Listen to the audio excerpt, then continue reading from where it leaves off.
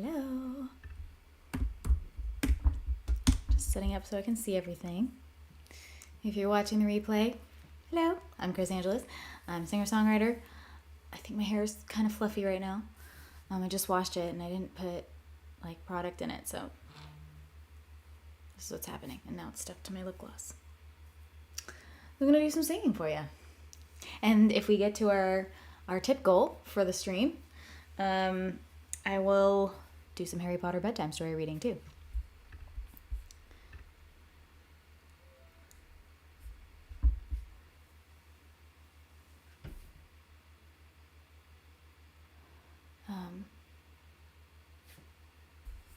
Okay. Let me just get to where I can see everything so I can hopefully don't miss any comments. How's everyone doing? Why can't I see the chat? Why can I not see the chat sometimes on Twitch? All right, there it is. I will. See, Stream Elements posts that, so I don't know how to make it do all the other bot things.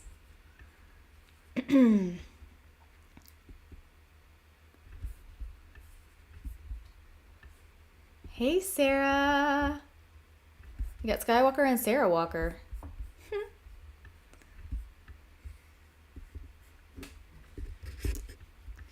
You're really inspirational with all of your working out, Sarah. I've been doing lots of walking and some working out as well. Lots of steps of multiple speeds, in fact. All right. I think I can see everything now. Hello, Jose. Hello, Enrique and Will and Llama.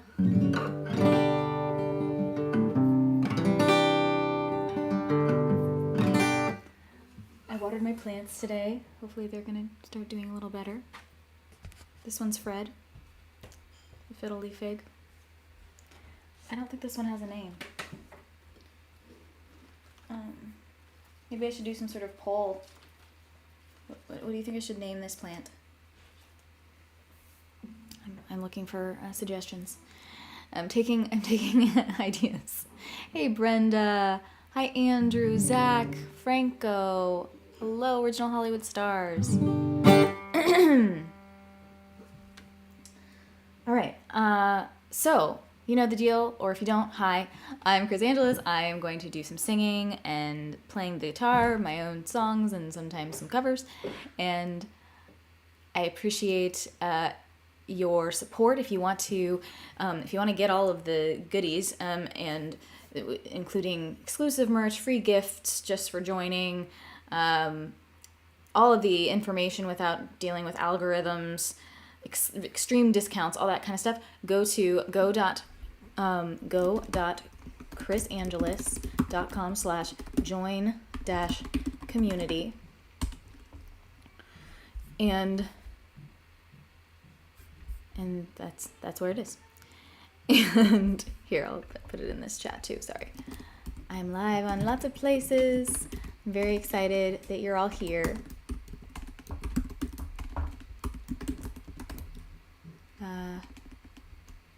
Join community, I think is what it is. And then, also, if you do enjoy the show and you want to support, I have a PayPal and Venmo and Cash App, all at Chris Angeles or /Chris Angeles. And if we get to over $50 during the stream, I'll do some bedtime story reading. We're reading Harry Potter. Cheers. Oh, and I was gonna go live on TikTok too. Forgot to do that. Oops.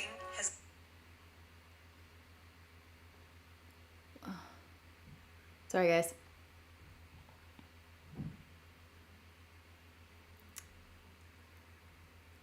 And oops, here we go. I'm gonna start with Ghost because that's just what I feel like doing. Hey Trevor, hey David. Aww. Those old wheels start creaking in the back of my mind. Shaky confessions on the line. LA traffic never looks so good. Maybe I misunderstood. You took my hand, couldn't look me in the eye. Just trying to see it through the smoke. And I believed it could be real this time. Almost forgot your ghost, but I'm alive and breathing. My heart's still beating. I don't wanna be dreaming. Yeah, I'm alive and breathing. Last time I saw you, the moon looked the same. Your hands so cool on my skin. Then it was waxing, but now it wanes. Did that really happen? Thank you, Subsara. This road so dark, it's got me hoping for thieves, singing my way up the coast. I'm a thought, I'm a lark, fill the space in between. Feels like I'm just a ghost. Thanks, Subsara, for the tiny diny. I'm alive and breathing. My heart's still beating. Thanks for following, Christina.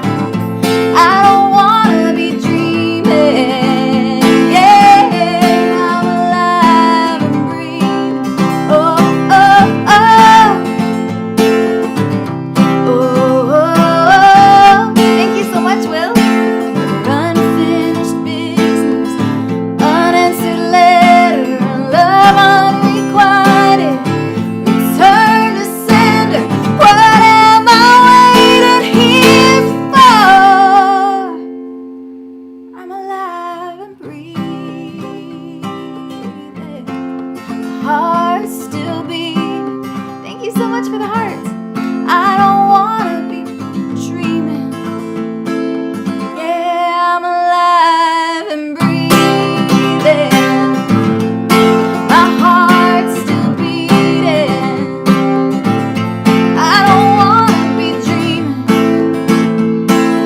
Yeah, I'm alive and breathing. Oh, oh, oh. Thanks for following, Paul. Oh, oh, oh. Oh,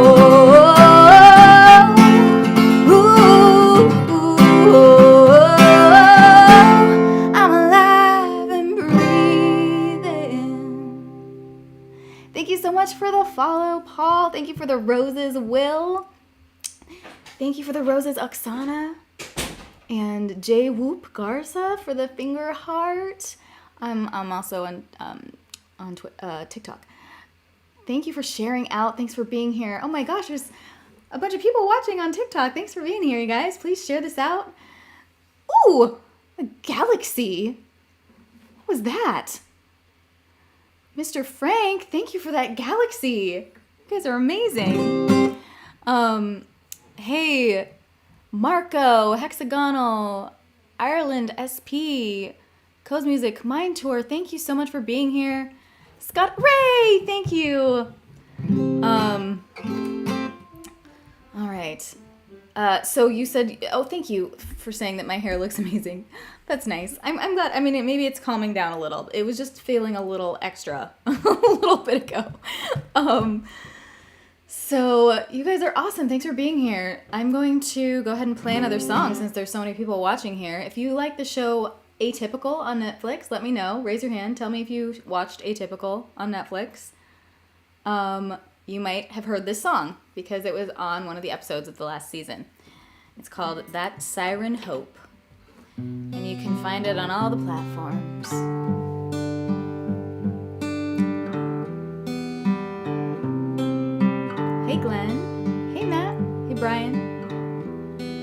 Do you know where we're going? I'm doing well, Trev, thank you. I've been sailing for days, tossing boulders in that rowdy sea, longing for your gaze, like a minefield full of fireflies, drawing me in when I should flee. Are you ever truly satisfied? Would you really want to be? I thought that shine was a lighthouse, hey Forrest, but it was just that siren hope, sang me to sleep, oh yeah, she taught me to dream. Turns out her song was just a joke.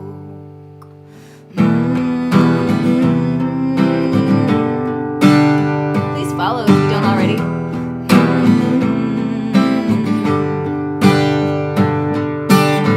Fell to the ground and found our crowns in the dark.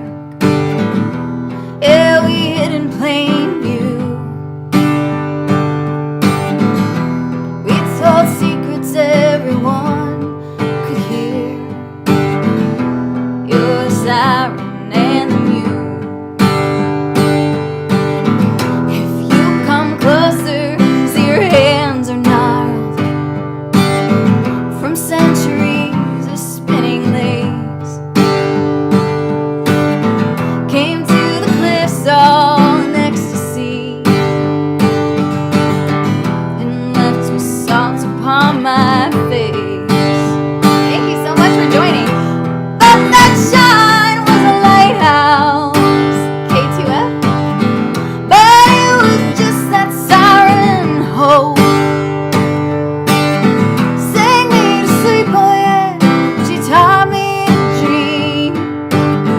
Turns out her song was just a joke. Ooh.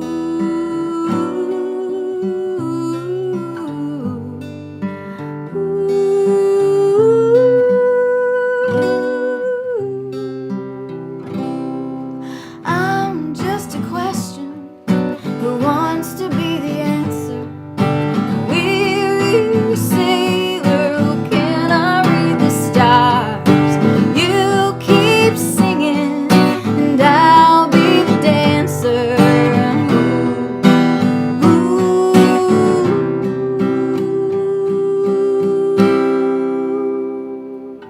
I thought that shine was a lighthouse,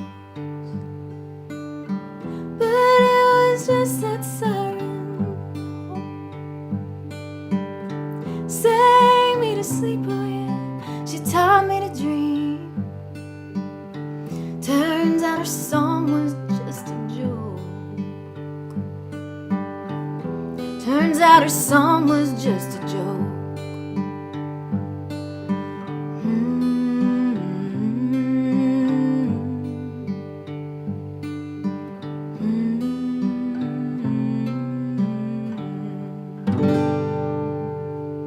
Mason, hi. Thanks everyone for being here. Please follow if you don't already on TikTok and YouTube and Twitch and Instagram.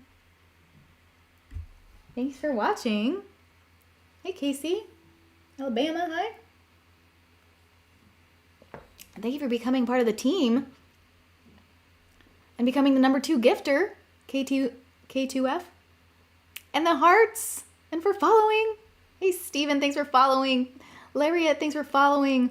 Wayne Swallow, thanks for following. Disney Glenn, thanks for following. Amazing. You guys are awesome. Please share, invite your friends, get some more people in here. So yes, this is Fred, who is here in the chat, or in the screen. I know this is a really big lampshade, and I need to do something about it. I had like something over it before, and then I wanted more light, and so I took it off. But Maybe we can just take this off and it'll be less weird. I don't know. Oh. This is what I have to do. And I'm actually going to, I think tomorrow I'm going to be able, if my things arrive, I'm going to be able to work on a whole new little fun setup. So follow, put on your notifications. That's going to be happening. Working on getting this all tricked out. Hey, Alfredo! A naked lamp! Yeah. Can you still see the clock? It's always 3:27 in Chrisland. All right. Thank you, Antonio. Thank you, Alabama, USA, for following me. You guys are great. I wish I could remember how to put my link on TikTok. I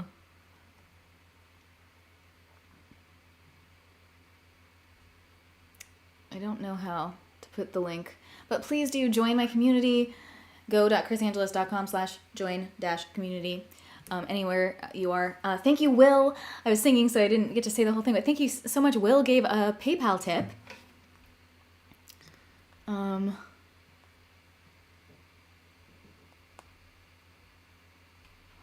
on. Well, I can't find the things. We'll give a tip on PayPal, $20, so we only need $30 more to get to today's goal. And I do have a show tomorrow.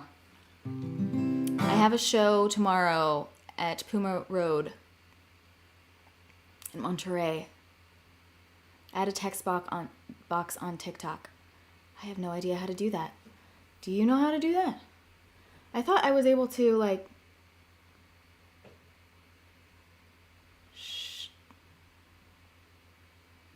I thought I was able to just show my link. I used to be able to, I thought.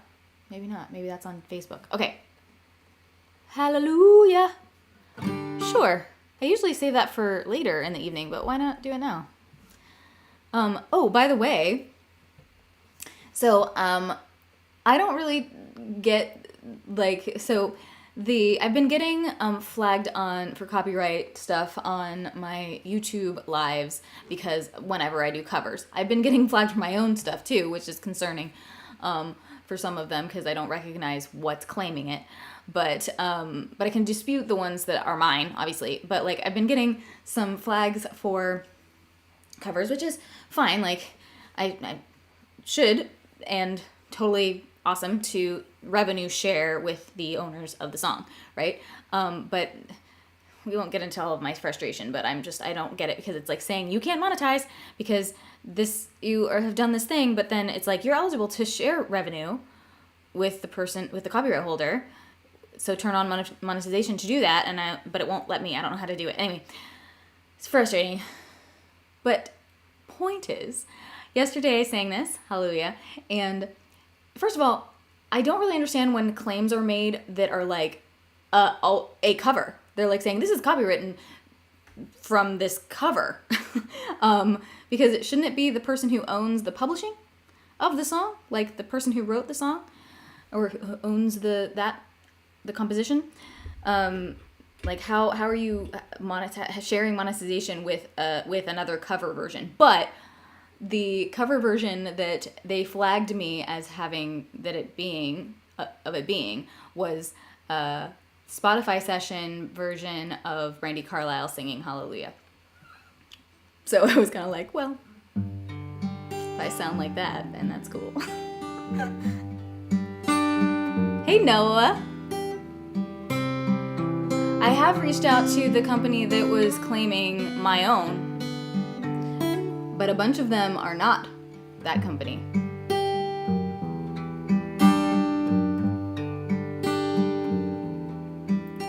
I've heard that there's a secret chord that David played, and it pleased the Lord, but you don't really care for music, do you? It goes like this: the fourth, the fifth, the minor fall, and the major lift and baffled king composer. Hallelujah. Hallelujah. Hallelujah. Hallelujah. Yeah, absolutely. I'm going to keep playing more songs.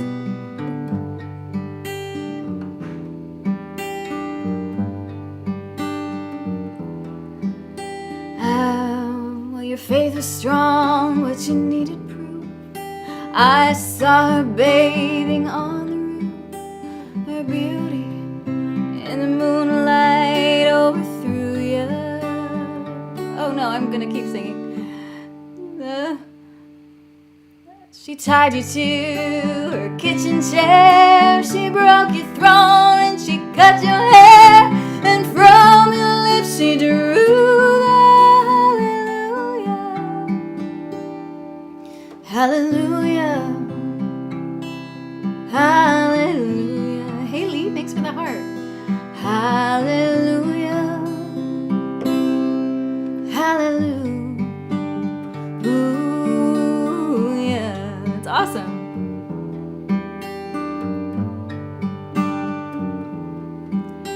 Well, darling, I've been here before. I've seen this room and I've walked this floor. You know, I used to live alone before I knew ya. Hey Jason, how's it going? And I've seen your flag on the marble arch. Love is not a victory march, it's a cold and it's a broken hallelujah. Hallelujah. Hallelujah. Hallelujah. Hallelujah. Thanks, Darren. Who are you bringing in?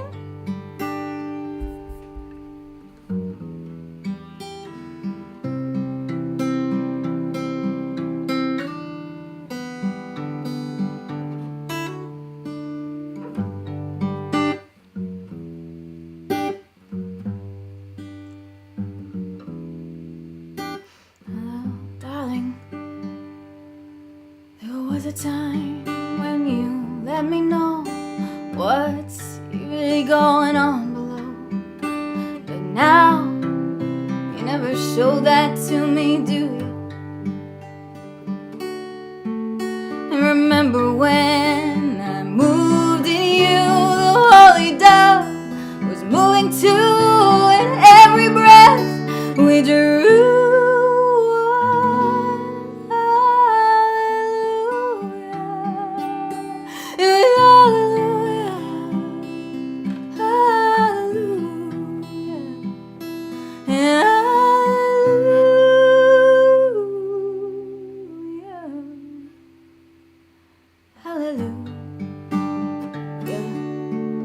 Or maybe there is a God above, but all I ever learned from love was how to shoot somebody who outdrew you. And it's not a cry that you hear in the night, it's not somebody who's seen the light, it's a cold and it's a broken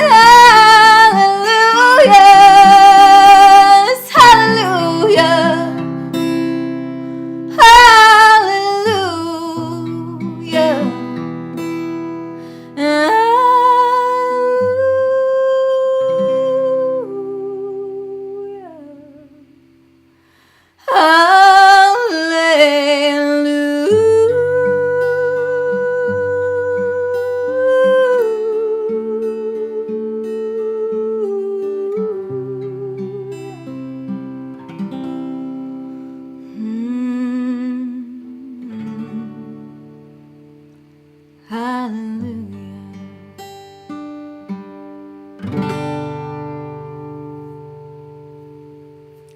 Thank you so much, and thank you, Scott, for the tip. So we got $10 tip from Scott. So we'll need $20 more tips to get to Harry Potter bedtime story reading later.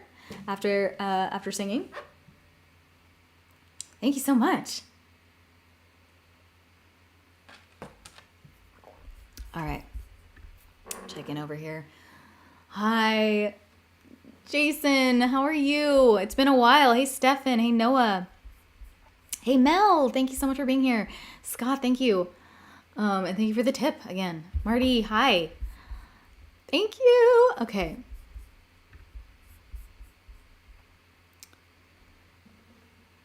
YouTube sharing. Oh. So, I mean, I don't mind sharing the revenue. I think that's appropriate and how it should be. Like, I would hope that I would get a little bit of revenue from someone if they did a cover of my song, you know? But yeah, I'm confused about how people do it, because I know that people do cover songs, and I know that like some of my cover songs, like actually I have a version of that song of me recording the live acoustic version, which I had live acoustic EP that I put out in March. If anyone doesn't know, it's on Spotify and Apple Music and Tidal and all of those places. And also the videos of me recording them are on YouTube. So please check those out, especially Hallelujah. Needs some boost in streams. And I'm trying to get it to at least 10,000 on Spotify. I think it's the only one of my songs that hasn't reached that yet. Made it to the Sierras for my observation night. Great. How's the sky looking? But anyway, yeah, that the ones that I have of those covers are fine. They're monetizing fine. I'm sure that they're being revenue shared with the copyrights, but I don't know why I'm having such a hard time on the YouTube lives. Do you do boxes? What? What do you mean? I'm not sure what that means. Kota. Okay, I'm gonna do another song. Thanks everyone for being here.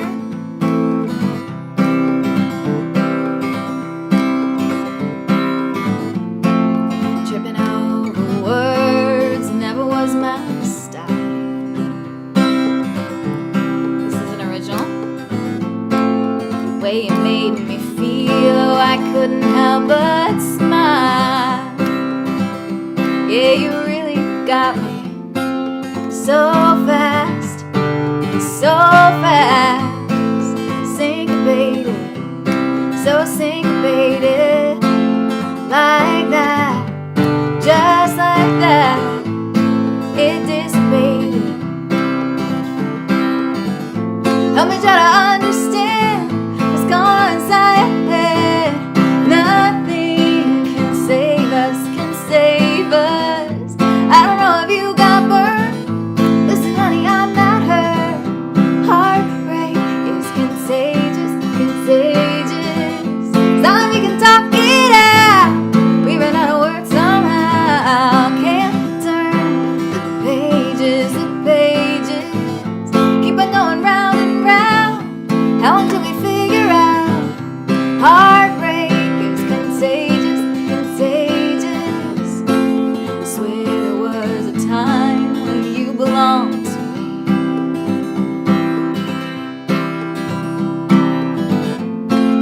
I'm a two-way heart on a one-way street. Yeah, you really got me so fast, so fast, syncopated, so syncopated, and like that, just like that, it dissipated. Help me try to understand what's going on inside your head.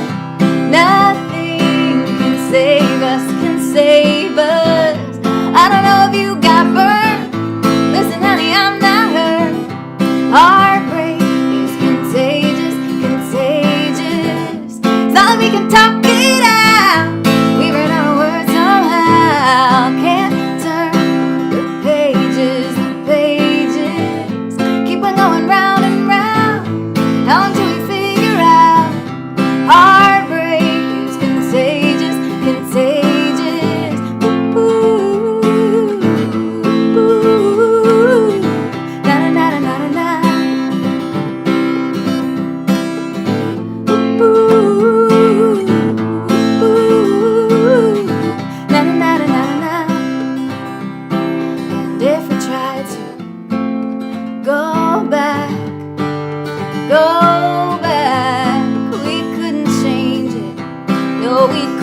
change it.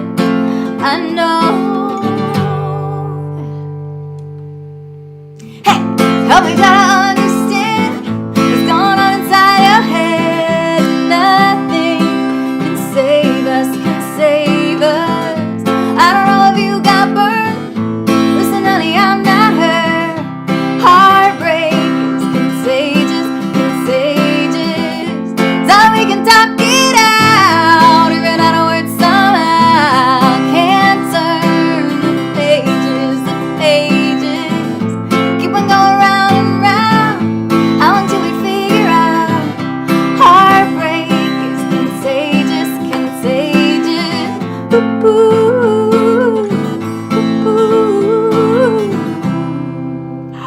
Thank you so much for the raid. Who raided me? Wait, from Jennifer Jess. Thank you so much for coming in and raiding me, and everybody who was watching. Jennifer, thank you for coming into my stream. How is your stream, Jennifer? Join us and following you. No, I don't want to unfollow. No, I'm following you, right? Yeah, I'm following you. Okay. Thank you so much. Thank you, Trev, and thank you, Jennifer, and everyone for coming in. Yay! It's not a restream. Bye, David. Have fun. Hi. How was your stream? To raid and run. Okay. Well, since you all are here, thank you so much for joining me. I'm Chris Angeles. I'm an independent singer-songwriter, Americana, and I play a lot of my original songs and some covers. And yeah, please follow if you like what I'm gonna play. Please let me know if anyone has requests, who know my songs. I don't know if Jennifer does, but I can also just play. What's a good one? What's a good one to show everybody? Me. Should we do an upbeat one? What do you think, Trev? What should I play? It was good but hot. Where are you? Where is it? Where are you that it's so hot? Upbeat. Like I'd Give Anything? Is that a good one? Or Earthquake? Yeah, all right. Okay, I'll do both of those. When I was younger, didn't know what life was. Said my only purpose was to be your love. Oh no, Jennifer. It's like a bad thing, 'cause I wanted more. And I'd give anything to be that poor. And when you would hold me, never felt alone. I wanted to be higher, little did I know. The view from up here now gives me vertigo. And I'd give anything to be that low.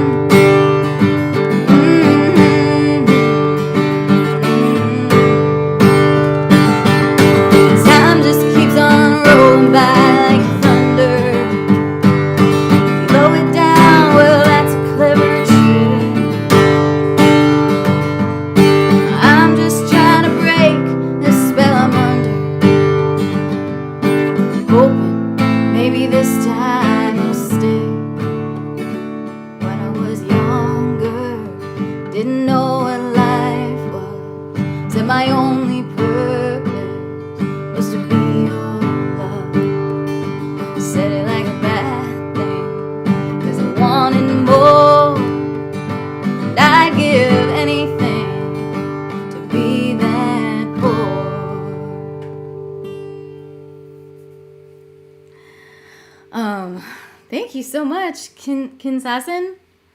What's so high? Never understood it was a limbo metaphor. I had a beautiful, gorgeous time with Jennifer Jess, so all I'm saying is the bar is set high. I think it would be, yes, it would be set high. Hopefully I can join you somewhere near there. Thank you so much. Hey Tyler, hey the Spaniard, hey Melissa, thanks for coming in. Thank you everyone for being here and staying. Please follow if you don't already. I can't tell when people follow. Maybe no one's following, but or can you see? Does it show when people follow you? I think it does. If you like, leave here. I'm gonna do It's Gonna Be Alright because this is a Trev favorite, and he's the one who kind of brought you all here, and he brings snacks. Thank you, some guy named Tom. Thanks for following me on TikTok. Fairly short person. I mean, not hobbity, but even so, if the bar is high and that's the way around it works, I could probably walk under it and just duck a bit. Same. All right, this song's called It's Gonna Be Alright. Hey, Tarzan.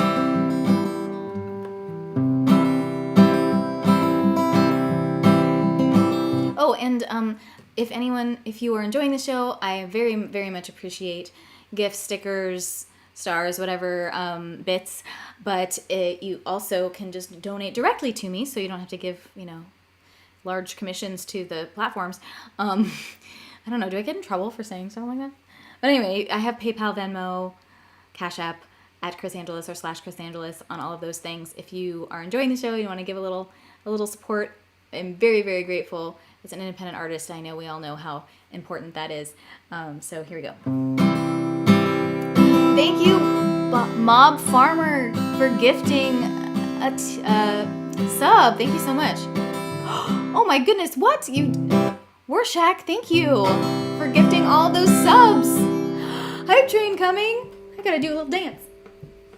Woohoo! See, I need to set up my whole system so I can do a little clapping and like confetti and stuff. Okay, here we go. Thank you so much. If the sky falls down, I'll help you pick it up. If tops go dry, I'll help you fill your cup. If you don't know, I'll sit and wonder with you. If I have to go, I promise I'll miss you, 'cause I got this feeling walking down the sunny side. A little bird told me it's gonna be alright. It's gonna be alright. Be alright. Yes, I do have an actress sister. Be alright. Oh, alright. It's gonna be alright. Oh, yes. Thank you so much for the bits. Be alright. We're almost to level 3. Oh my gosh, level 3. Yay. Thank you. If we get tired, we'll take a nap. If we get hungry, we'll find a snack. If we get lost, we'll draw a map. And if we run out of time, we'll turn it back. 'Cause I got this feeling walking after midnight. I keep telling myself it's gonna be alright. It's gonna be alright. Be alright. It's gonna be alright. Oh, alright. It's gonna be alright. Oh, yes. It's gonna be alright. Not what? Play banjo? Well, you have to throw the boomerang. Thanks for the snack, Trevor. Really let it go and watch as it comes back to you. And then you'll know if you don't have all you want, you got what you need. If you run out of words to say, come sing with me. It's gonna be alright. Sing along even though I can't hear you. be alright, be alright. It's gonna be alright. Oh, oh, alright. It's gonna be alright. Oh, yes. It's gonna be alright. Oh, yes. It's gonna be alright. Thank you so much for the bits, Trev. Thank you for this hype train. Ooh, we're 9% through level 3 and we have 2 minutes and 50 seconds. Thank you so much for keeping it going. Don't mind, almost all my Twitch adventures are in search of a community to feel I can belong to, even if that stretches across multiple homes. Aww. I'm so glad that you're here. I hope you can find some community here. These are really great people. Thank you, LB. Thank you for all those bits and the shamrocks. Thank you so much. Oh, hey, Ray. Thank you. I'm so glad that you found me again, too. What is the play banjo in YouTube thing?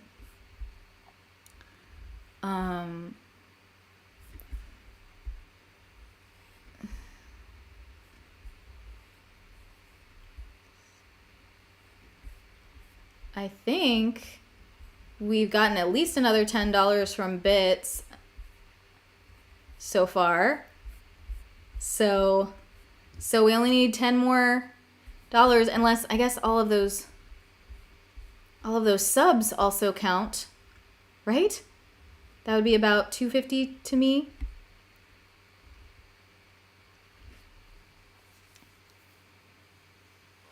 So yeah, I think we might have reached it. We might have reached that goal, you guys. So I'm going to play a few more songs, and then we can do some bedtime story reading. But feel free to keep donating. I'm not sure 100% if we've reached the goal, but I'll go ahead and act like we have. But please, if you're enjoying the show and you want to send, $5, $10, whatever, more, over to PayPal, Venmo. Let me just check my Venmo because I don't know if I get notified. Just a second.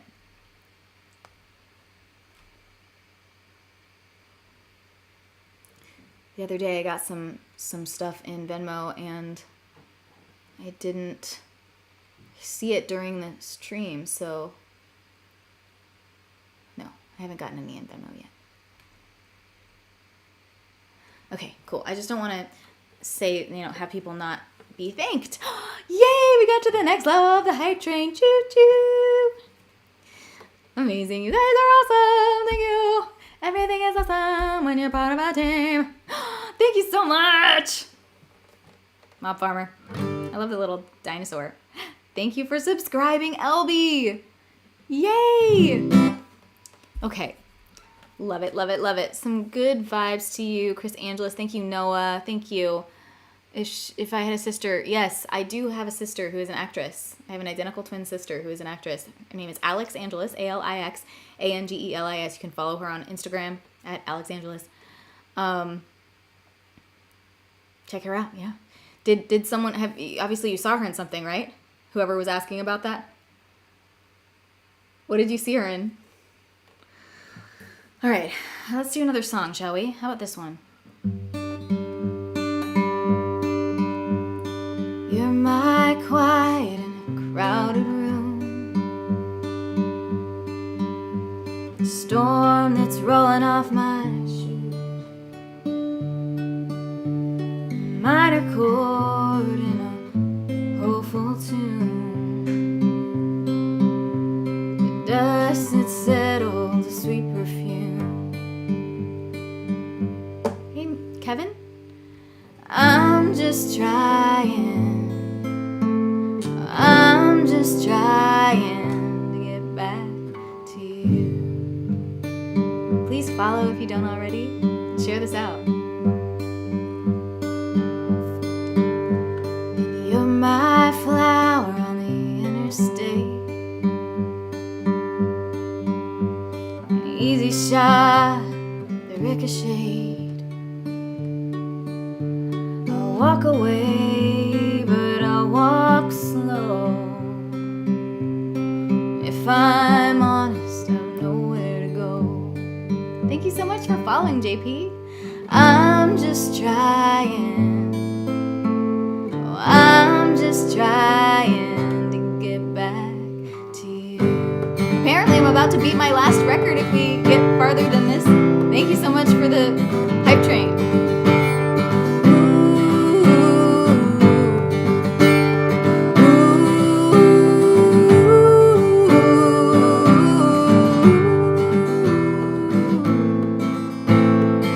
Hey, Kevin.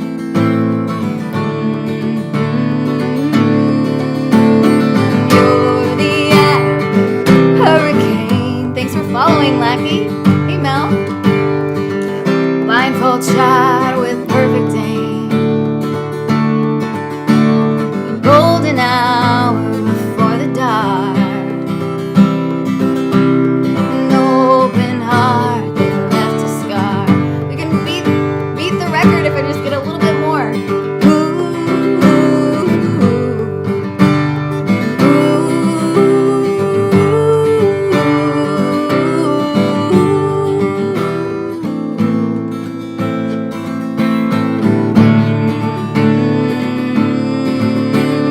We tried to celebrate the skies that we looked at didn't have what it takes. We made wishes anyway, so our hearts that were breaking could beat another day. Yeah, you're my quiet in a crowded room. We have one more minute.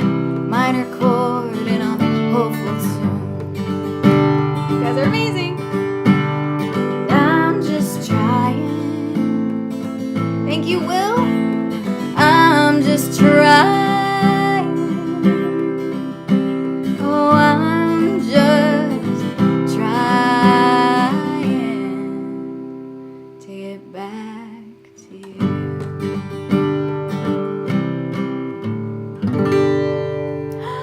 Hype Trade! Thank you so much, Will, for all of those subs. Thank you, Mob Farmer, for those subs. Did we beat the record? It was saying you're gonna beat your record, about to beat your last record. Keep up the support. Oh, I don't know. I don't know what the record was, so I don't know how much farther we have to go. But thank you so much for keeping this going. Those eyes, though, honestly, thank you. Thank you, Rorschach. No, it's real. Those are my eyes. Let me get closer. Creepy. Okay. How are you on InstaLove? Oh, sorry. I didn't, I wasn't looking at this. I had accidentally covered the chat on Instagram. Yes, I'm on Instagram, at Chris Angelis, KrisAngelis. Please do follow everywhere that you may be watching and other places. Follow me on Spotify and Apple Music. Hey, Sha Brooks, how you doing? I don't know if you're still here. It's good to see ya.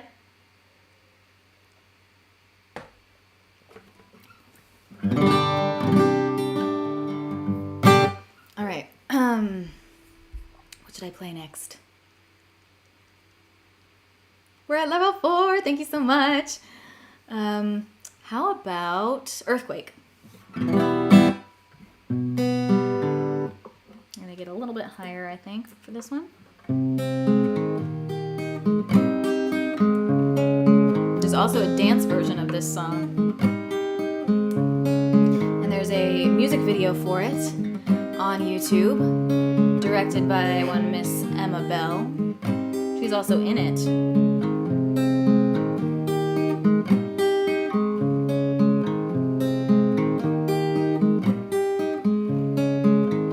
I'm not here to just walk along the old path. I'm not here to be a number in your race. Watch out, I'm flying in like a black swan.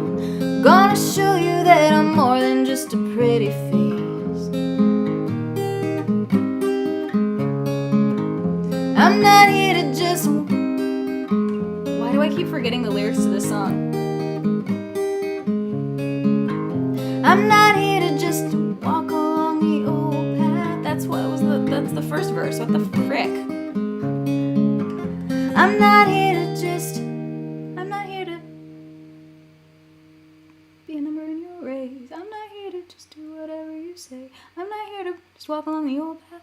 I'm not here to Why can't I remember the lyrics to this song that I wrote and have sung a million times? I'm not here to be the floor that you walk on. I'm not here to be a number in your race. Oh, it's because I sang that. That is the lyrics to the second verse. I just sang the first verse wrong. I'm not here to just walk along the old path. I'm not here just do whatever you say.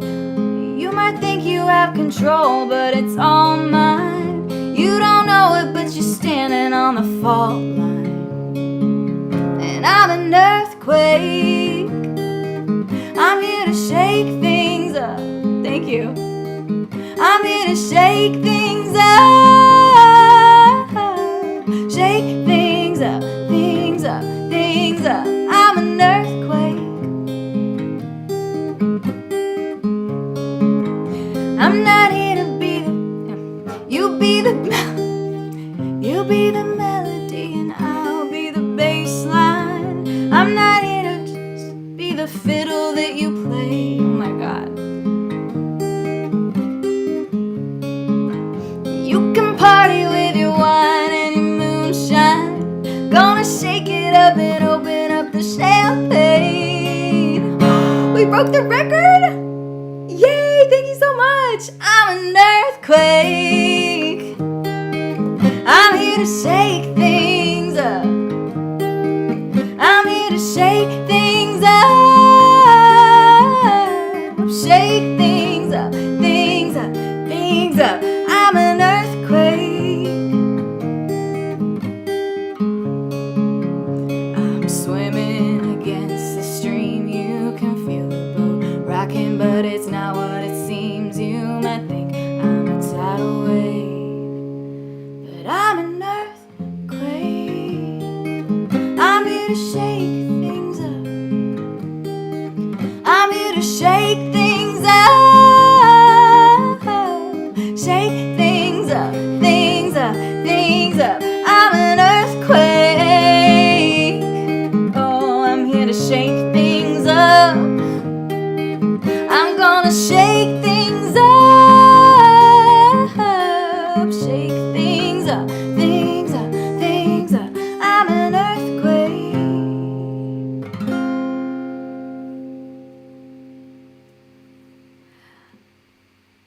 I'm using both. I'm using falsetto and head voice. Hi, Babinski. Brotato. Thank you for coming in and watching. Hi, Chris. Hey, Vladimir. Real Skills. Thanks for coming in. Hey, Terry. Thank you for following Terry. Hey, Evelyn. I love that name.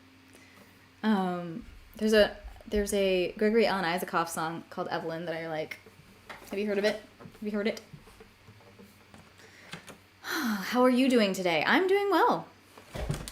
Was working on my new album all day, and excited for you guys to hear some new stuff. Earned a new 1,000 bits badge. Oh, cool, Bob Farmer. All right, let's sing one more song. That was one of my songs. That was a song called Earthquake. And you may have been confused, and I forgive you for being confused about that one since I didn't know the lyrics. You would think that I would know the lyrics to my own songs, but sometimes it happens. Yeah, I'll play one of my own songs as the end song for today. How about Run? Because usually I say I gotta run. No worries. I will play another one now. This is from my latest album, Damn Shame Waste. Oh, by the way, if you... how about I'll play two more songs, because this next one, it's called Paper Planes. It's a song that I wrote for my dad, who was a flight nurse for the Air Force, and then a few years ago he was diagnosed with Alzheimer's, and I wrote this song for him to say, it's going to be all right. And this June is Alzheimer's and Brain Awareness Month, and it's almost over. And so what's going on is the Alzheimer's Association, all the donations that they get this month, they're going to be tripled. And and I am donating, excuse me, proceeds of stuff that you buy on my store at chrisangelis.com/store to Alzheimer's Association by the end of this month. So by around 8 p.m., 9 p.m., I want to say, maybe 10 p.m. Pacific time, if you want to get your orders in, I will be donating. Thank you, Bill Goodell, for the subs. Thank you so much. Oh my goodness. There's so much craziness happening, and I can't read what it is because it just looks white to me, but so these little bouncing emojis. Manuel, hi, thanks for coming in. Thanks for following. Okay, so I'm going to stop talking in just a second and play a song, I promise. Okay, but yeah, please, if you want to support and get yourself some merch and or music at the same time, go to chrisangelis.com/store, get the digital stuff, and then that more of the money goes to the cause because there's no shipping or anything. Or especially hoodies and tees, because the more those get, I completely do them custom myself. I screen print them myself, so I have to order them custom for you, whichever color you want. And the more I get, the less I have to pay in shipping myself. So check that out. But anything until about 10 p.m. tomorrow night, I will be donating because I just have to have time to calculate it all and donate it. So you can support. And this is that song that I wrote for my dad who has Alzheimer's. It's a very important cause to me. It's too late, unfortunately, to help my dad, but I hope that that research can find a cure and help other people not have to suffer. All right, here we go.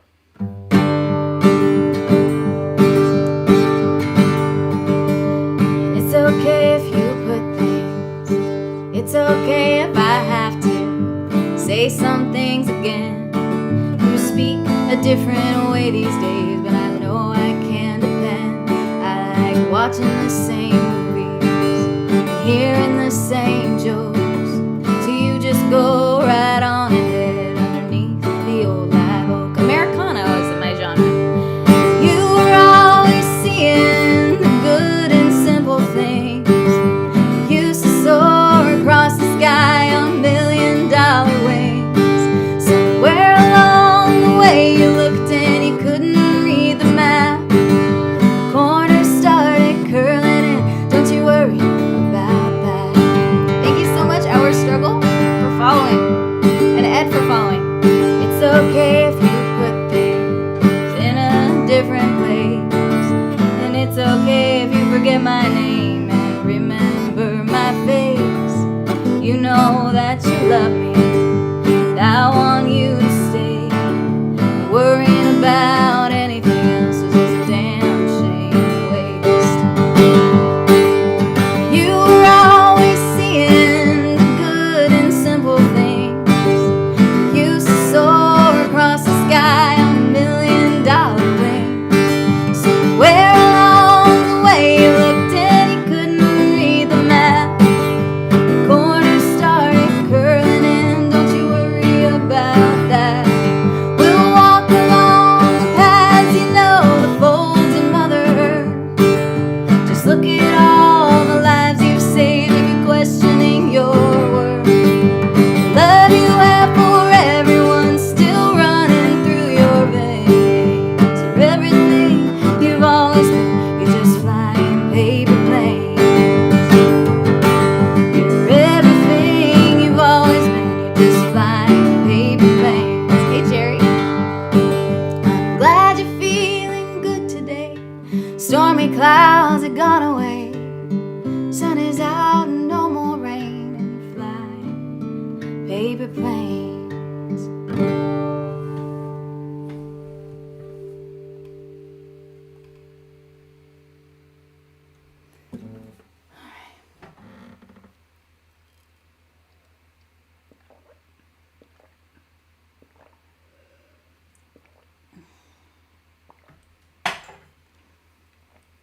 Okay.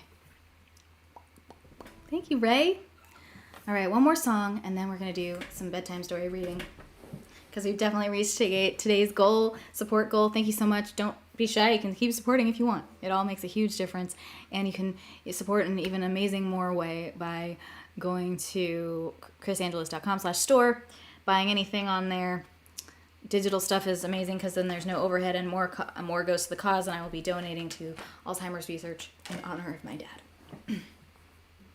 This one's called Run, and it's about, I struggle a lot with anxiety and looking back with regret and looking forward with anxiety and wanting to look forward in life with a sense of adventure and curiosity instead of fear. He's trying to dance? Wait, where? Oh, yes, Fred.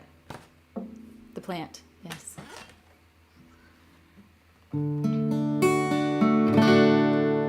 Steve, thanks for following. Hi, David. I think I aged more today than in all the years before. The storm within my soul has been unkind. So let's get lost and found, with our hearts beating so loud, they're drowning out the questions in our minds. I do have music on Spotify and Apple Music and Tidal and all of those things. And we'll run, run, run, and run deep into the night. Embrace the dark and count the stars we can't see in the light. She said darkness is our friend, but I've always been afraid. There's no compass and no map in this masquerade. Don't know what I'll become, but I heard the morning dove, and I learned to sing a silent serenade. Thanks for the tiny tiny. And we'll run, run, run, and run deep into the night. Embrace the dark and count the stars we can't see in the light.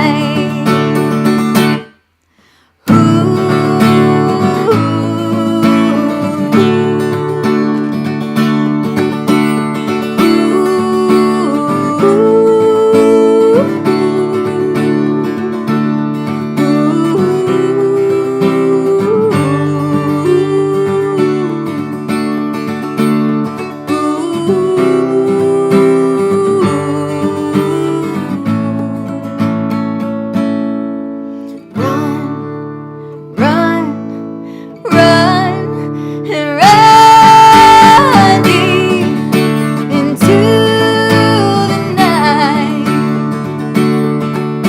Embrace the dark and count the stars you can't see in the light. Oh, run, run, run, and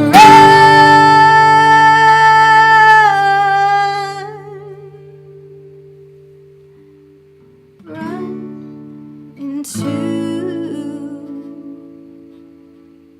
the night.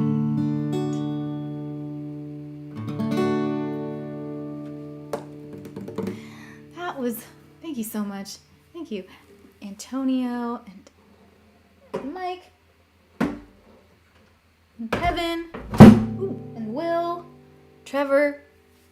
Thank you for being here and for all of your amazing support. Hey, Rachel. All right. Thank you everyone for watching. So I am going to now, we are moving into the, please do follow me on Instagram and Spotify and stream my music on repeat on Spotify. Get my numbers up there, Apple Music, all of those things. Hey, Bill and Brotato, thank you so much. So now the music portion of the stream is over. And we are moving on to the bedtime story reading portion. And as I did yesterday, I need to go get myself my warm drink. So, hopefully I don't lose you. I'll be gone for like 90 seconds. So you can take a little pee break, get yourself a hot chocolate or something, glass of wine, whatever you want, your nightcap, before we go into bedtime story reading of Harry Potter and the Order of the Phoenix. It's book 5. And yeah. Actually learning guitar, but I'm learning electric guitar and I play more rock metal music. Oh, fun. I have a lullaby cover of a Metallica song. Yes, warm beverage intermezzo. Yes, come and I will be back very soon. See you soon.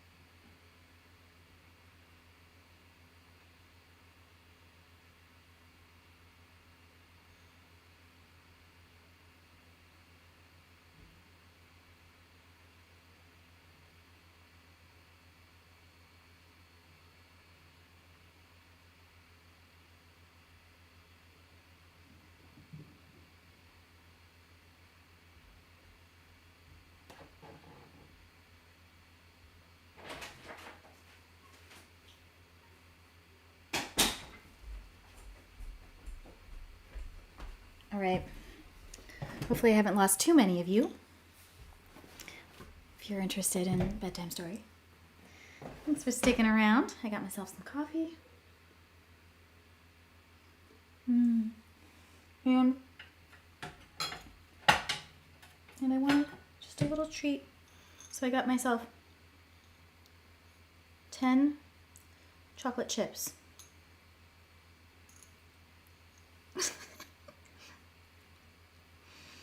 My little niece, who's 2, who, by the way, was it way longer? I put my coffee in for 90 seconds, which is why I said that. I warm it up in the microwave. So I guess, there was a little bit of time where I was walking there and stuff. Sorry. My niece loves music, and she was like, she was playing the guitar the other day, and she was like, I just played some songs. And I was like, yeah. And then she's like, you play songs too sometimes, Auntie. And I was like, yeah. And she goes, Eileen, who's my cat, doesn't play songs because she doesn't have arms. I just think that's so funny. Anyway, so why I brought that up is because my little niece, who's 2, she gets to have carob chips because, chocolate has caffeine in it, and my sister doesn't want her to have caffeine. So I don't know why I can't see what's going on with these little emojis that are hopping up and down. It's just like there's this white box covering it. But anyway, she gets to have carob chips, and she'll be like, I want 5 carob chips, and they're a treat. And sometimes she'll just get 1, and she makes it last, man. She's like,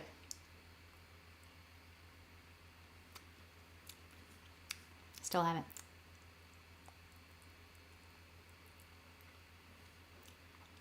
She'll have it like 5 minutes later. He makes it last.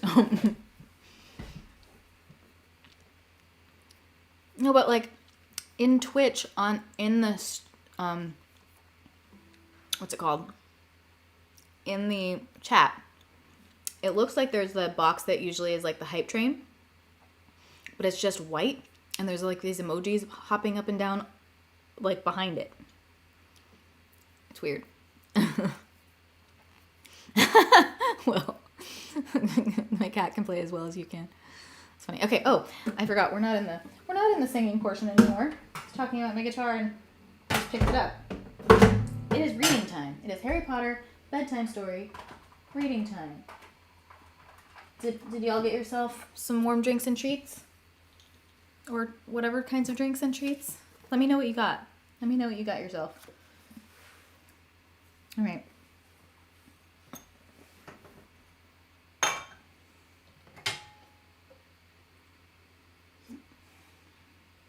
We're in Harry Potter and the Order of the Phoenix, chapter 28, page 635. He got into bed, yawning.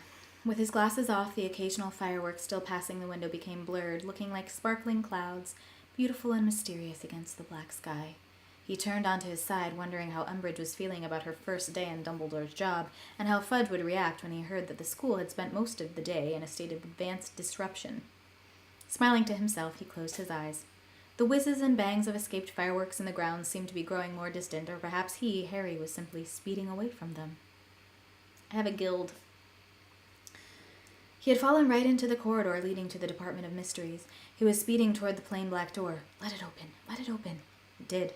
He was inside the circular room lined with doors. He crossed it, placing his hand upon an identical door, and it swung inward.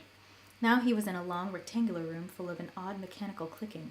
There were dancing flecks of light on the walls, but he did not pause to investigate. He had to go on. There was a door at the far end.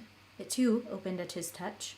And now he was in a dimly lit room as high and wide as a church, full of nothing but rows and rows of towering shelves, each laden with small, dusty, spun-glass spheres. Now Harry's heart was beating fast with excitement. He knew where to go. He ran forward, but his footsteps made no noise in the enormous, deserted room. There was something in his room he wanted something in this room he wanted very, very much. Something he wanted, or somebody else wanted. His scar was hurting. Bang! Harry awoke instantly, confused and angry. The dark dormitory was full of the sound of laughter. Cool, said Seamus, who was silhouetted against the window. I think one of those Catherine wheels hit a rocket and it's like they mated. Come and see. Harry heard Ron and Dean scramble out of bed for a better look. He lay quite still and silent while the pain in his scar subsided and disappointment washed over him. He felt as though a wonderful treat had been snatched from him at the very last moment. He had got so close that time. Glittering pink and silver winged piglets were now soaring past the windows of Gryffindor Tower. Harry lay and listened to the appreciative whoops of Gryffindors in the dormitories below them. His stomach gave a sickening jolt as he remembered that he had occlumency the following evening. Harry spent the whole of the next day dreading what Snape was going to say if he found out how much farther into the Department of Mysteries he had penetrated during his last dream. With a surge of guilt, he realized that he had not practiced occlumency once since their last lesson. There had been too much going on since Dumbledore had left. He was sure he would not have been able to empty his mind even if he had tried. He doubted, however, whether Snape would accept that excuse. He attempted a little last-minute practice during class that day, but it was no good.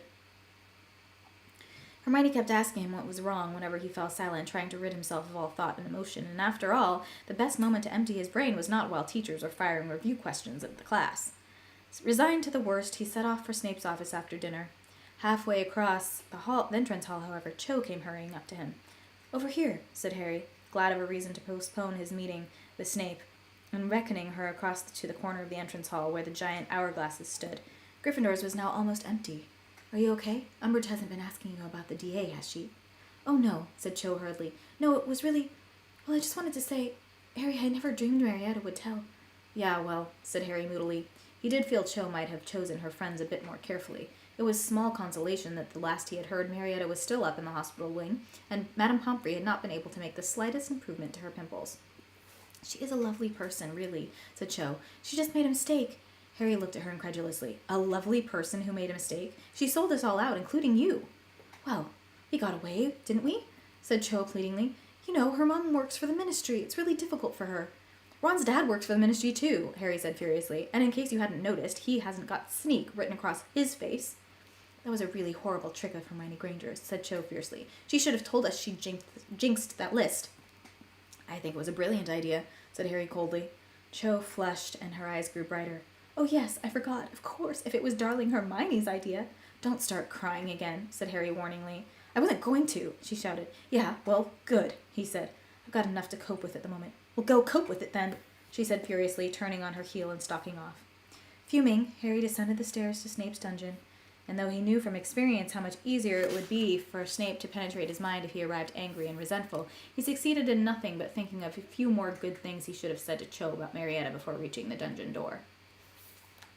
"Good night, Will." Putting it the mango way, right to left. Oh, are we mirror imaged? Thank you, Eric, for following.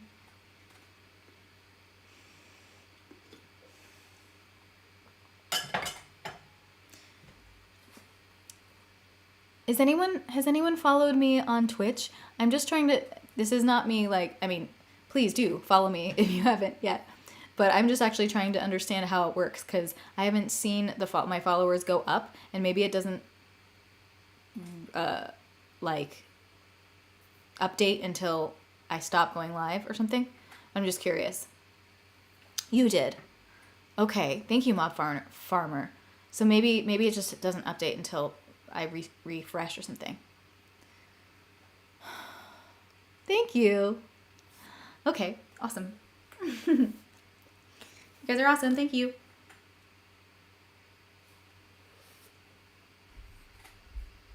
Activity feed. Where's my activity feed? I don't know how to work. Okay. I need to figure this all out. Okay, I need Twitch lessons. Snape? "You're late, Potter," said Snape coldly as Harry closed the door behind him. Snape was standing with his back to Harry, removing, as usual, certain of his thoughts and placing them carefully in Dumbledore's pensieve. He dropped the last silvery strand into the stone basin and turned to face Harry. "So," he said, "have you been practicing?" "Yes," Harry lied, looking carefully at one of the legs of Snape's desk. "Well, we'll soon find out, won't we?" said Snape smoothly. "Wand out, Potter." Harry moved into his usual position facing Snape with the desk between them. His heart was pumping fast with anger at Cho and anxiety about how much Snape was about to extract from his mind. "On the count of 3, then," said Snape lazily. 1, 2. Snape's office door banged open and Draco Malfoy sped in. "Professor Snape, sir. Oh, sorry." Malfoy was looking at Snape and Harry in some surprise. "It's all right, Draco," said Snape, lowering his wand. "Potter is here for a little remedial potions." Harry had not seen Malfoy look so gleeful since Umbridge had turned up to inspect Hagrid. "I didn't know," he said, leering at Harry, who knew his face was burning. He would have given a great deal to be able to shout the truth at Malfoy, or even better, to hit him with a good curse. "Well, Draco, what is it?" asked Snape. "It's Professor Umbridge, sir. She needs your help," said Malfoy. "They found Montague, sir. He's turned up, jammed inside a toilet on the 4th floor. "How did he get in there?" demanded Snape. "I don't know, sir. He's a bit confused." Very well, very well. Potter," said Snape, "we shall resume this lesson tomorrow evening instead." He turned and swept from his office. Malfoy mouthed, "Remedial potions?" at Harry behind Snape's back before following him. Seething, Harry replaced his wand inside his robes and made to leave the room. At least he had 24 more hours in which to practice. He knew he ought to feel grateful for the narrow escape, though it was hard that it came at the expense of Malfoy telling the whole school that he needed remedial potions. He was at the office door when he saw it, a patch of silvering light dancing on the door frame. He stopped, looking at it. Shivering light, not silvering. He stopped looking at it, reminded of something. Then he remembered. It was a little like the lights he had seen in his dream last night. the lights in the second room he had walked through on his journey through the Department of Mysteries. He turned around. The light was coming from the Pensieve sitting on Snape's desk. The silver-white contents were ebbing and swirling within. Snape's thoughts, things he did not want Harry to see if he broke through Snape's defenses accidentally. Harry gazed at the Pensieve, curiosity welling inside him. What was it that Snape was so keen to hide from Harry? The silvery lights shivered on the wall. Harry took 2 steps toward the desk. Thinking hard. Could it possibly be information about the Department of Mysteries that Snape was determined to keep from him? Harry looked over his shoulder, his heart now pumping harder and faster than ever. How long would it take Snape to release Montague from the toilet? Would he come straight back to his office afterward? Or accompany Montague to the hospital wing? Surely the latter. Montague was captain of the Slytherin Quidditch team. Snape would want to make sure he was all right. Harry walked the remaining few feet to the Pensieve and stood over it, gazing into its depths. He hesitated, listening, then pulled out his wand again. The office and the corridor beyond were completely silent. He gave the contents of the Pensieve a small prod with the end of his wand. Silvery stuff began to swirl very fast. Harry leaned forward over it and saw that it had become transparent. He was, once again, looking down into a room as though through a circular window in the ceiling. In fact, unless he was much mistaken, he was looking down upon the Great Hall. His breath was actually fogging the surface of Snape's thoughts. His brain seemed to be in limbo. It would be insane to do the thing that he was so strongly tempted to do. He was trembling. Snape could be back at any moment, but Harry thought of Cho's anger, of Malfoy's jeering face, and a reckless daring seized him. He took a great gulp of breath and plunged his face into the surface of Snape's thoughts. At once, the floor of the office lurched, tipping Harry headfirst into the Pensieve. He was falling through cold blackness, spinning furiously as he went, and then he was standing in the middle of the Great Hall. But the 4 house tables were gone. Instead, there were more than 100 smaller tables, all facing the same way, at each of which sat a student, head bent low, scribbling on a roll of parchment. The only sound was the scratching of quills and the occasional rustle as somebody adjusted their parchment. It was clearly exam time. Sunshine was streaming through the high windows onto the bent heads, which shone chestnut and copper and gold in the bright light. Harry looked around carefully. Snape had to be here somewhere. This was his memory. And there he was, at a table right behind Harry.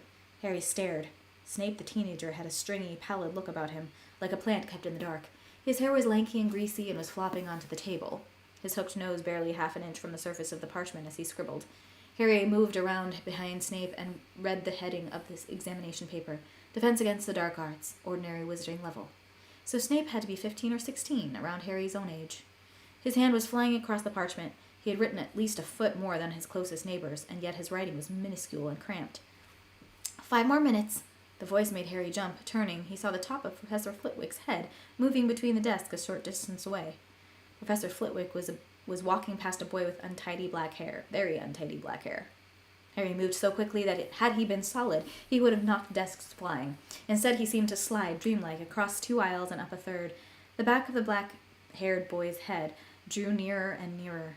He was straightening up now, putting down his quill, holding his roll of parchment toward him so as to reread what he had written. Harry stopped in front of the desk and gazed down at his 15-year-old father. Excitement exploded in the pit of his stomach. It was as though he were looking at himself, but with deliberate mistakes. Hey, David. Hey, Shelley. Hey, Eric. Hey, Richard. Thought I'd pop for a tip and watch the replay tomorrow. Aw. Thank you so much. Oh, thank you for those bits, Richard. Thank you. I really, really appreciate that. I'd like a cake. Thank you for the cake. Thank you.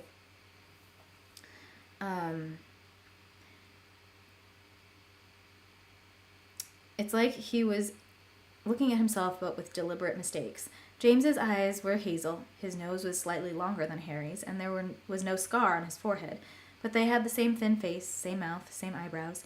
James's hair stuck up at the back, exactly as Harry's did. His hands could have been Harry's, and Harry could tell that when James stood up, they would be within an inch of each other's heights. James yawned hugely and crumpled up his hair, making it even messier than it had been. Then, with a glance toward Professor Flitwick, he turned in his seat and grinned at a boy sitting 4 seats behind him. With another shock of excitement, Harry saw Sirius give James the thumbs up. Sirius was lounging in his chair at his ease, tilting it back on 2 legs. He was very good-looking. His dark hair fell into his eyes with a sort of casual elegance neither James nor Harry's could ever achieve. and a girl sitting behind him was eyeing him hopefully, though he didn't seem to have noticed. And 2 seats along from this girl, Harry's stomach gave another pleasurable squirm, was Remus Lupin. He looked rather pale and peaky. Was the full moon approaching? And was absorbed in the exam. As he reread his answers, he scratched his chin with the end of his quill, frowning slightly. So that meant Wormtail had to be around here somewhere, too. And sure enough, Harry spotted him within seconds, a small, mousy-haired boy with a pointed nose. Wormtail looked anxious. He was chewing his fingernails, staring down at his paper, scuffing the ground with his toes. Every now and then he glanced hopefully at his neighbor's paper. Harry stared at Wormtail for a moment, then back at James, who was now doodling on a bit of scrap parchment. He had drawn a snitch and was now tracing the letters L-E. What did they stand for? "Quills down, please," squeaked Professor Flitwick. "That means you too, Stubbins. Please remain seated while I collect your parchment. Accio!" More than 100 rolls of parchment zoomed into the air and into Professor Flitwick's outstretched arms, knocking him backward off his feet. Several people laughed. A couple of students at the front desks got up, took hold of Professor Flitwick beneath the elbows, and lifted him onto his feet again. Thank you, panted Professor Flitwick. "Very well, everybody, you're free to go." Harry looked down at his father, who had hastily crossed out the L-E he had been embellishing, jumped to his feet, stuffed his quill and the exam question paper into his bag, which he slung over his back, and stood waiting for Sirius to join him. Harry looked around and glimpsed Snape a short way away, moving between the tables toward the doors into the entrance hall, still absorbed in his own examination paper. Round-shouldered yet angular, he walked in a twitchy manner that recalled a spider, his oily hair swinging about his face. "By the way, you guys, this morning I woke up and there was a squished spider on my pillowcase. Which means that I squished it with my face. Or my hand. Or maybe Eileen left it on my pillow as a gift. But I was sleeping on a spider. It's really upsetting. I just remembered that. Okay.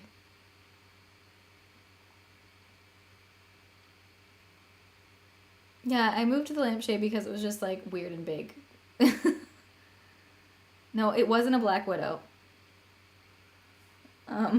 But yeah. Not cool. Okay.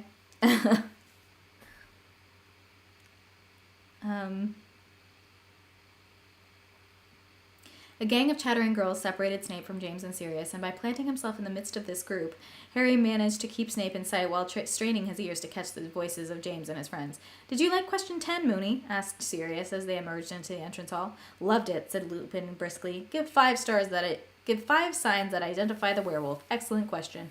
"Do you think you managed to get all the signs?" said James in tones of mock concern. "I think I did," said Lupin seriously, as they joined the crowd thronging around the front doors, eager to get it out into the sunlit grounds. 1, he's sitting on my chair. 2, he's wearing my clothes. 3, his name's Remus Lupin. Wormtail was the only one who didn't laugh. "I got the snout shape, the pupils of the eyes, and the tufted tail," he said anxiously, "but I couldn't think what else." "How thick are you, Wormtail?" said James impatiently. "You run around with a werewolf once a month." "Keep your voice down," implored Lupin. Harry looked anxiously behind him again. Snape remained close by, still buried in his exam questions, but this was Snape's memory, and Harry was sure that if Snape chose to wander off in a different direction once outside in the grounds, Harry, would not be able to follow James any further. To his intense relief, however, when James and his 3 friends strode off down the lawn toward the lake, Snape followed, still poring over the paper, and apparently with no fixed idea of where he was going.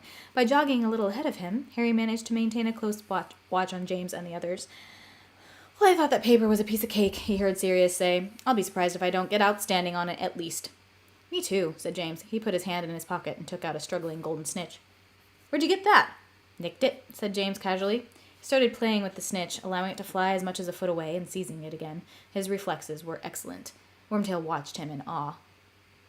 They stopped in the shade of the very same beech tree on the edge of the lake where Harry, Ron, and Hermione had spent a Sunday finishing their homework, and threw themselves down on the grass. Harry looked over his shoulder yet again and saw to his delight that Snape had settled himself on the grass in the dense shadows of a clump of bushes. He was as deeply immersed in the OWL paper as ever, which left Harry free to sit down on the grass between the beech and the bushes and watch the foursome under the tree. The sunlight was dazzling on the smooth surface of the lake, on the bank of which the group of laughing girls who had just left the great hall were sitting with shoes and socks off, cooling their feet in the water. Lupin had pulled out a book and was reading. Sirius stared around at the students milling over the grass, looking rather haughty and bored, but very handsomely so. James was still playing with the snitch, letting it zoom farther and farther away, almost escaping, but always grabbed to the last second. Wormtail was watching him with his mouth open. Every time James made a particularly difficult catch, Wormtail gasped and applauded. After 5 minutes of this, Harry wondered why James didn't tell Wormtail to get a grip on himself. But James seemed to be enjoying the attention. Harry noticed his father had a habit of rumpling up his hair as though to make sure it did not get too tidy. And also that he kept looking over at the girls by the water's edge. "Put that away, will you?" said Sirius finally, as James made a fine catch and Wormtail let out a cheer, before Wormtail wets himself from excitement. Wormtail turned slightly pink, but James grinned. "If it bothers you," he said, stuffing the snitch back in his pocket. Harry had the distinct impression that Sirius was the only one for whom James would have stopped showing off. "I'm bored," said Sirius. "Wish it was a full moon." "You might," said Lupin darkly from behind his book. "We've still got Transfiguration. If you're bored, you could test me. Here." He held out his book. Sirius snorted. "I don't need to look at that rubbish. I know it all." "This'll liven you up, Padfoot," said James quietly. "Look who it is." Sirius's head turned. He had become very still, like a dog that has scented a rabbit. "Excellent," he said softly. "Snivellus." Harry turned to see what Sirius was looking at. Snape was on his feet again and was stowing the OWL paper in his bag. As he emerged from the shadows of the bushes and set off across the grass, Sirius and James stood up. Lupin and Wormtail remained sitting. Lupin was still staring down at his book, though his eyes were not moving, and a faint frown line had appeared between his eyebrows. Wormtail was looking from Sirius and James to Snape with a look of avid anticipation on his face. "All right, Snivellus," said James loudly. Snape reacted so fast it was as though he had been expecting an attack. Dropping his bag, he plunged his hand inside his robes, and his wand was halfway into the air when James shouted, "Expelliarmus!" Snape's wand flew 12 feet into the air and fell with a little thud on the grass behind him. Sirius let out a bark of laughter. "Impedimenta," he said, pointing his wand at Snape, who was knocked off his feet, halfway through a dive toward his own fallen wand. Students all around had turned to watch. Some of them had gotten to their feet and were edging nearer to watch. Some looked apprehensive, others entertained. Snape lay panting on the ground. James and Sirius advanced on him, wands up, James glancing over his shoulder at the girls at the water's edge as he went. Wormtail was on his feet now, watching hungrily, edging around Lupin to get a clearer view. "How'd the exam go, Snively?" said James. "I was watching him. His nose was touching the parchment," said Sirius viciously. "There'll be great grease marks all over it. They won't be able to read a word." Several people watching laughed. Snape was clearly unpopular. Wormtail sniggered shrilly. Snape was trying to get up, but the jinx was still operating on him. He was struggling as though bound by invisible ropes. "You wait," he panted, staring up at James with an expression of purest loathing. "You wait." "Wait for what?" said Sirius coolly. "What are you going to do, Snivellus? Wipe your nose on us?" Snape let out a stream of mixed swear words and hexes, but his wand being 10 feet away, nothing happened. "Wash out your mouth," said James coldly. "Scourgify." Pink soap bubbles streamed from Snape's mouth at once. The froth was covering his lips, making him gag, choking him. "Leave him alone!" James and Sirius looked around. James's free hand jumped to his hair again. It was one of the girls from the lake edge. She had thick, dark red hair that fell to her shoulders and startlingly green, almond-shaped eyes. Harry's eyes. Harry's mother. "All right, Evans," said James, and the tone of his voice was suddenly pleasant, deeper, more mature. "Leave him alone," Lily repeated. She was looking at James with every sign of great dislike. "What's he done to you?" "Well," said James, appearing to deliberate the point, "it's more the fact that he exists, if you know what I mean." Many of the surrounding watchers laughed, Sirius and Wormtail included, but Lupin, still apparently intent on his book, didn't, and neither did Lily. "You think you're funny," she said coldly, "but you're just an arrogant, bullying toe-rag, Potter. Leave him alone." "I will if you go out with me, Evans," said James quickly. "Go on. Go out with me. I'll never lay a wand on old Snively again." Behind him, the impediment jinx was wearing off. Snape was beginning to inch toward his fallen wand, spitting out soap suds as he crawled. "I wouldn't go out with you if it was a choice between you and the giant squid," said Lily. "Bad luck, Prongs," said Sirius briskly, turning back to Snape. "Oi!" But too late. Snape had directed his wand straight at James. There was a flash of light, and a gash appeared on the side of James's face, splattering his robes with blood. James whirled about. A second flash of light later, Snape was hanging upside down in the air. His robe was falling over his head to reveal skinny, pallid legs and a pair of graying underpants. Many people in the small crowd watching cheered. Sirius, James, and Wormtail roared with laughter. Lily, whose furious expression had twitched for an instant as though she was going to smile, said, "Let him down." "Certainly," said James, and he jerked his wand upward. Snape fell into a crumpled heap on the ground. Disentangling himself from his robes, he got quickly to his feet, wand up, but Sirius said, "Locomotor mortis," and Snape keeled over again. At once, rigid as a board. "Leave him alone!" Lily shouted. She had her own wand out now. James and Sirius eyed it warily. "Ah, Evans, don't make me hex you," said James earnestly. "Take the curse off him, then." James sighed deeply, then turned to Snape and muttered the counter curse. "There you go," he said, as Snape struggled to his feet. "You're lucky Evans was here, Snivellus." "I don't need help from filthy little mudbloods like her." Lily blinked. "Fine," she said coolly. "I won't bother in future. And I'd wash your pants if I were you, Snivellus." "Apologize to Evans," James roared at Snape, his wand pointed threateningly at him. I don't want you to make him apologize," Lily shouted, rounding on James. "You're as bad as he is." "What?" yelped James. "I'd never call you a you-know-what. Messing up your hair because you think it looks cool to look like you just got off your broomstick, showing off with that stupid snitch, walking down corridors and hexing anyone who annoys you just because you can. I'm surprised your broomstick can get off the ground with that fat head on it. You make me sick." "Evans!" James shouted after her. "Hey, Evans!" But she didn't look back. "What is it with her?" said James, trying and failing to look as though this was a throwaway question of no real importance to him. "Reading between the lines, I'd say she thinks you're a bit conceited, mate," said Sirius. "Right," said James, who looked furious now. "Right." There was another flash of light, and Snape was once again hanging upside down in the air. "Who wants to see me take off Snively's pants?" But whether James really did take off Snape's pants, Harry never found out. A hand had closed tight over his upper arm, closed with a pincer-like grip. Wincing, Harry looked around to see who had hold of him and saw, with a thrill of horror, a fully grown adult Snape, standing right beside him, white with rage, having fun. I think that's a good place to stop. A little bit of a cliffhanger. Good place to stop for tonight. Thank you all so much for being here and watching and following and supporting so that we could do that. And tomorrow we'll do again if we get to the goal. What if I ate a spider while I slept? I mean, apparently it's a thing that happens and I'm sad. Oh yeah, thank you. Thank you for the reminder to raid. Let's see, who are you going to raid?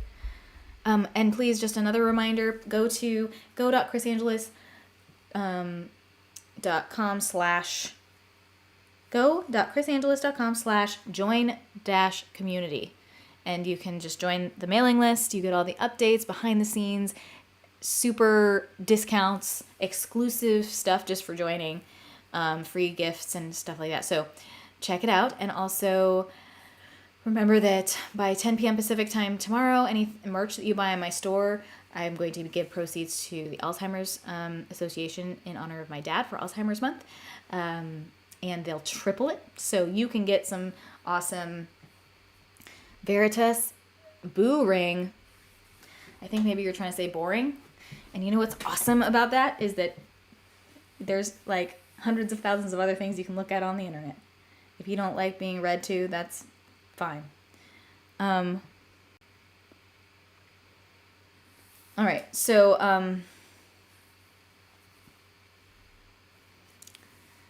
oh, thank you, Robert, for following. Yeah, so if you go to chrisangelis.com/store, you can buy my merch, buy my music, and support Alzheimer's in honor of my dad. And yeah, I'll see you tomorrow. So let's do this raid. Who should we raid? Let's see.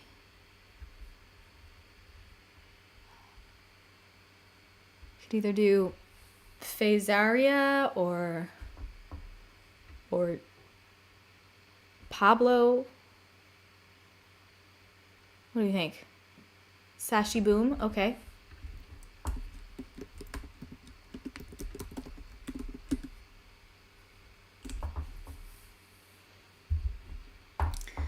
Thank you everyone for watching. Please follow if you don't already. And I'll see you tomorrow, hopefully. I mean, definitely see me tomorrow. I won't be able to talk as much tomorrow because I'm going to be actually performing. Maybe I'll still do one of these streams. We'll see. It might be earlier in the day though, because I'll be performing at a winery, and I'll be live streaming on at least one platform there, but I can only have my phone, so I don't think I can do restream. So anyway, I'll see you tomorrow in some way or form. Okay. Right now. Thank you.